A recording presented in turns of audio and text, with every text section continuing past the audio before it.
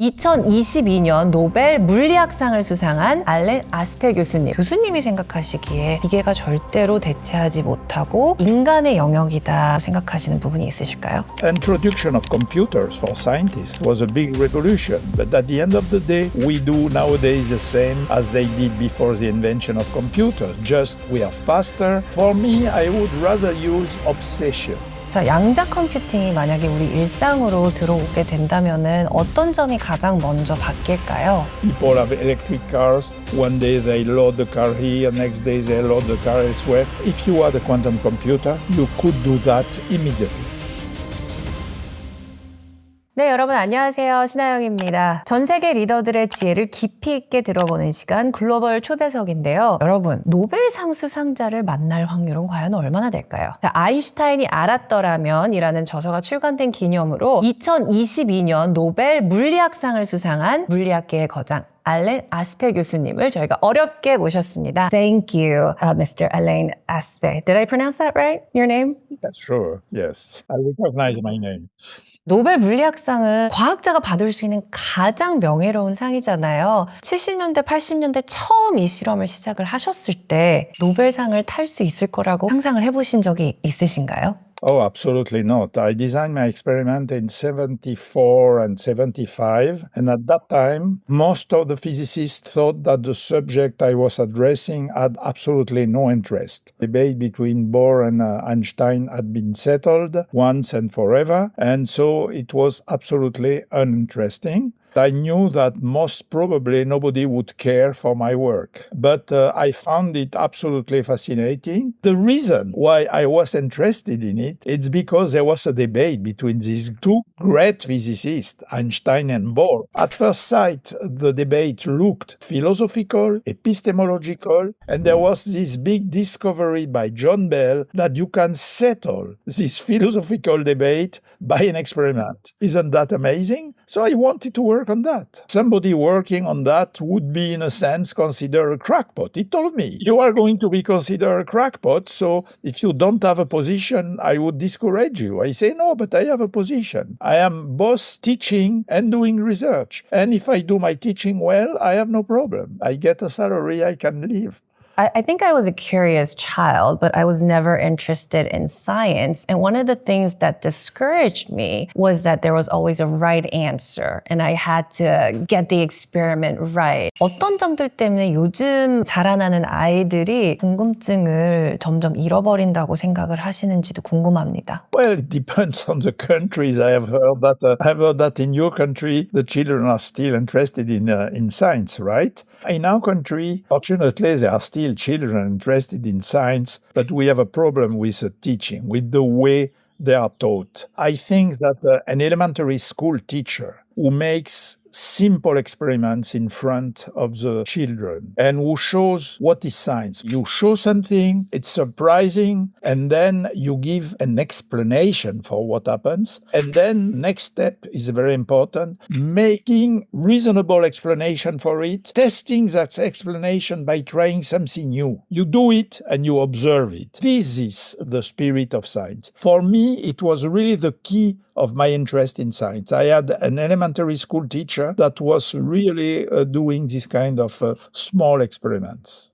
Remember any of the experiments that the teacher did? Yes, I think it's described in the book. There was a big vessel in glass. You put a piece of carbonate of calcium, you put some vinegar on it, and you have bubbles. And then teacher tells us this bubbles is a gas, CO2, which is denser than the air. And so although the vessel is open, it will remain in the vessel. How do we know that it stays there? Put the candle burning inside and it stops burning. The teacher said, if I take the vessel and I pour the gas, so you don't see anything, we can think of the gas going out. And then you put the vessel up again, and then you take again a burning candle, you put it in it, and it still burns. And if what I have just described, there was an immediate application, every farmer in France was producing his own wine. And when wine is produced, it is in a big vessel, and there is CO2. Tell your father that he should first have a candle before going down in the big vessel where the wine is being processed. For me, it was very important that there was also an application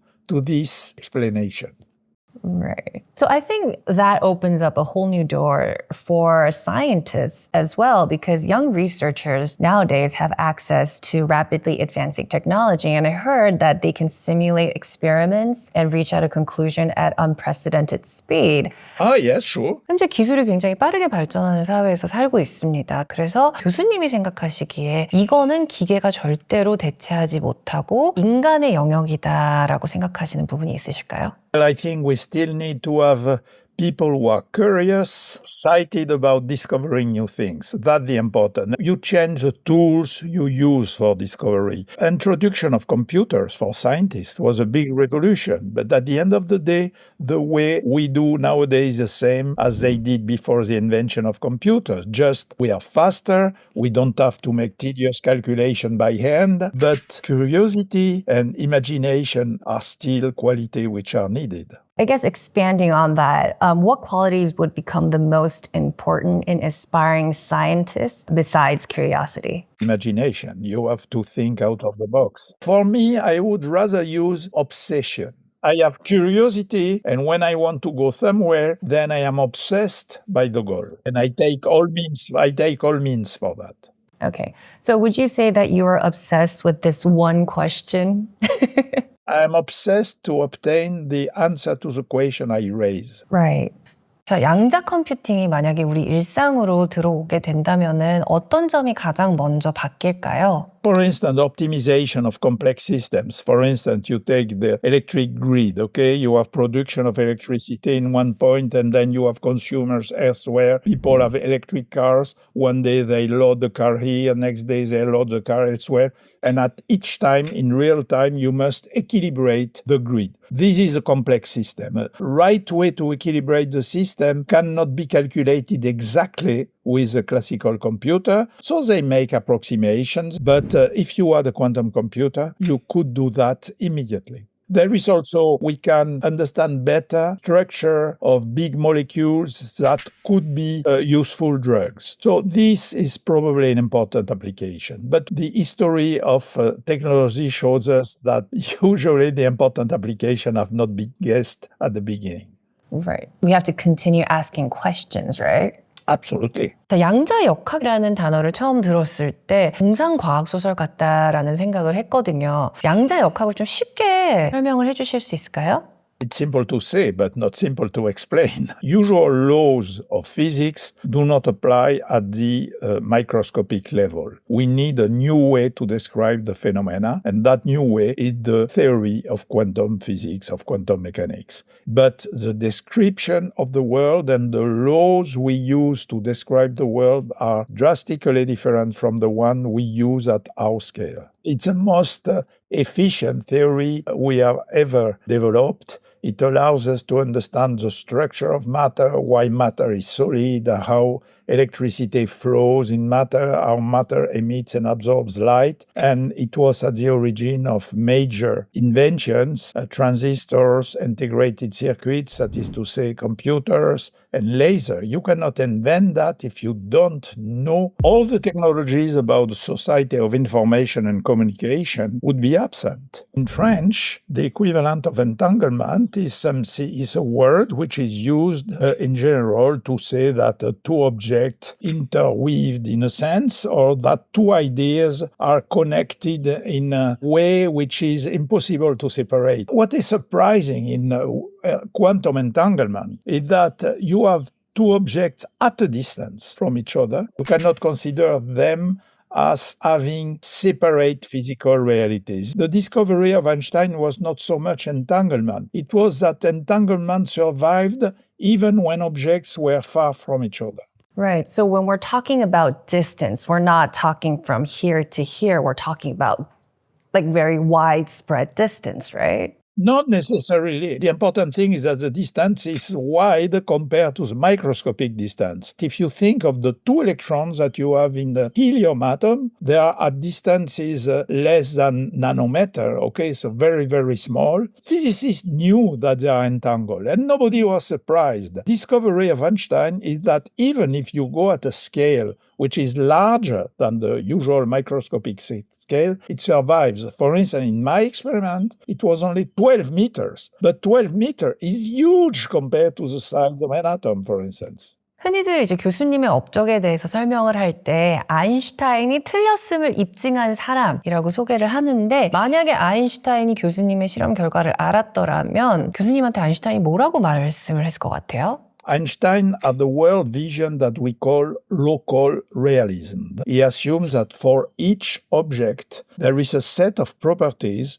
that we call the physical reality. That's an ensemble of parameters that allow you to know the result of any measurement you do on the object. And if you have two separated objects at a distance, in the relativistic sense, physical reality of each object is independent of the other one. That's the notion of locality. So you have two notions, physical reality and locality. Now we know that this point of view doesn't work. The experiments of Clauser, my experiments, sometimes you cannot describe the fact in the framework of local realism. So you have to reject something, either the notion of physical reality or the notion of reality. My choice is to reject locality. In my opinion, according to all the readings of my readings of Einstein, the most important thing for Einstein in Einstein world vision, an object as an objective physical reality, which is in contrast to Niels Bohr, who thinks that you cannot think of the physical reality of an object if you don't say what is a measuring apparatus. For Einstein, the physical reality is independent of the measuring apparatus. Right. That's actually a beautiful adventure. 네, 교수님께서 EP.5 논문의 해결책이나 실마리를 제공하신 것처럼 지금 현대 물리학에 있어서 가장 좀 풀고 싶어하는 난제는 무엇일까요? For instance, how distant can objects be and maintaining entanglement? And nowadays we have still an open question, which is how big can be an object with entanglement? How many quantum bits? 100, 1000, 1 million? And in a sense, try to develop a quantum computer may answer that question, because the Society Pascal, I am a co-founder of it, is building computers with neutral atoms. We're about at 1,000, but will we be able to have 1 million? We think that we should. There is nothing in the physical law that tells us that it is impossible, but there may be a fundamental law of nature that we ignore and that we will discover by trying to entangle 1 million, 1 billion of quantum bits. And this would be an answer to the question, why don't we see direct effects of quantum physics at the macroscopic scale? Why don't we see the Schrödinger cat, which is both dead and alive? This is an open question. I think that efforts to develop a good quantum computer is a way to answer that question. If we do enough efforts, we can always entangle more and more qubits. So let us continue. That's true. That is true. 기초 과학을 열심히 연구함으로써 어떤 가치를 얻을 수 있다라고 생각을 하시나요? For me, it's fascinating. It's a pleasure. Being at the cutting edge of the development of science is a fantastic adventure. I would not change my life. And maybe something else I should add. I love explaining and teaching what I have learned myself. What I like to teach or to explain is what was hard for me to understand. When I had a hard time to understand something and eventually I understand it, then I am so happy to explain it. But how do you endure all the kind of failed experiments? That's the job of an experimentalist. The problem is not that the experiment is failed. The question is, why did it fail? And this is just like a police investigation. You have to find what is the culprit. And when you find it, you fix it, and then the experiment works. That's an epiphany. So it's a journey and it's a beautiful adventure. Yes, absolutely. 자, 그렇다면 요즘 교수님께서 가장 열정을 쏟고 있는 주제는 어떤 주제인가요? As everybody, I'm very concerned about the state of the planet, global warming, and I do my best to try to convince the general public, the politics, that it is an absolute priority to fight, for instance, emission of carbon dioxide, of CO2. And totally out of my field of physics, the question of dark matter and dark energy, I think, are fascinating questions. Are you studying it, or is it just like a pastime? I don't study myself, but I talk to my colleagues who are experts to know what are the last news. Right. 교수님이 가장 좋아하는 책은 어떤 책인가요? I can tell you, when I was a child, there was Jules Verne, and there was a fantastic book of Jules Verne called The Mysterious Island. Oh, we're the scientists, right? Exactly, and they were able to reconstruct a full civilization because of their knowledge of math, physics, chemistry, agriculture, etc. This was my favorite book when I was a child. But if you think of a novel in a broad sense, Victor Hugo, Les Misérables. You know Les Misérables. Okay. Of course. It's a wonderful book. For me, a good book. Subject is interesting, and both it is well written. And in my book, I did all efforts to write as clearly as possible. After writing that book, they have elected me in the Académie Française, which is the academy for writers, which is very rare for a scientist. 그렇다면 이 책에서 가장 애정하는 챕터는 어떤 챕터인가요? The two chapters where I describe in detail my everyday life in the lab. Several readers have told me that I've been extremely interested solving minor problems or big problems. And if you have solved the problem, big or small, at the end of the day, you are so happy. This book, in fact, was in my mind for many years. And so it was hard for me because when I write, I first put the ideas. And then when I read it, I say, oh, it's awful. It's very badly written. And then I work a lot to improve the writing. But the ideas are there from the beginning. It's just then making the writing better in order to be better understood by the reader. And so for all chapters, it was the same phenomena. If you are not at all an expert in science, you will read it at a certain level. If you are a scientist, an educated scientist, you will find something else. 자, 교수님께서는 이 세계가 어떻게 돌아가는지 그 법칙을 연구하신 분으로서 인간의 죽음에 대해서 어떻게 생각을 하시는지 좀 궁금합니다. Well, the science which is most important for mortality is, of course, medicine and pharmacy. But I think physics in a broad sense, yes, we have the historical experience. 1 century ago, people were working hard with their muscles. Workers were dying young because they had used their body. And now we have plenty of machines which, in a sense, are a consequence of physics. And with all these machines, the people are not hurting their body as much. So that's an example. I still think, like the great thinkers of the Enlightenment period in the 18th century, scientists on the Île Mystérieuse, on the mysterious island, I still think that science and technology can really improve human condition, provided that we use it correctly. 자, 마지막으로 이 책을 읽게 될 독자들에게 이 책을 더 재미있게 즐길 수 있는 마지막 한마디 부탁드립니다.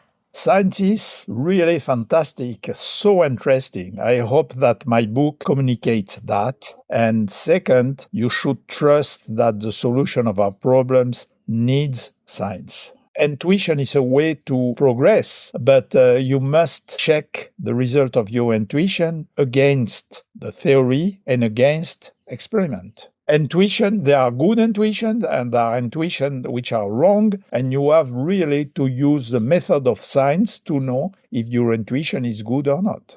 I wish that your readers have as much pleasure as the readers in the French version of the book. Right. Thank you for your time. 자, 오늘 교수님과 함께 정말 인사이트 가득한 이야기를 다뤄봤는데요. 오늘 나눈 이야기들 그리고 더 자세한 그 연구 기록들은 이 아인슈타인이 알았더라면에 모두 담겨 있습니다. 아주 알찬 책이니까요. 꼭 한번 읽어보시길 바랍니다. 자, 저희는 다음에도 더 재미있고 유익한 주제로 다시 찾아오겠습니다. 시청해주신 여러분 고맙습니다.